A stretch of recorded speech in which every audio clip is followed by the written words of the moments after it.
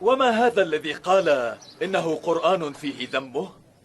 ما زال يقول تبا لمحمد ويحرض عليه، حتى تلا محمد فيه: تبت يدا أبي لهب وتب، ما أغنى عنه ماله وما كسب، سيصلى نارا ذات لهب، وامرأته حمالة الحطب في جيدها حبل من مسد. ألا إنه لو كان آخرة ونار فأخونا أبو لهب أحق بها بعد الذي كان منه، إلا أنه أحمق الناس، أو أن محمدا مؤيد بالوحي حقا. ما تعني؟ لو شاء أبو لهب لأبطل دعوة محمد في لحظة واحدة. كيف ذاك؟ أليس قد قضى عليه بالنار بذلك القرآن الذي يتلى؟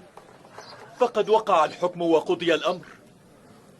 اي والله نعم، فما عليه إلا أن يخرج في الناس فيظهر أنه آمن وأسلم وأناب واتقى، وبذلك يبطل الآية ويكذب معناها ويكذب معها ابن أخينا.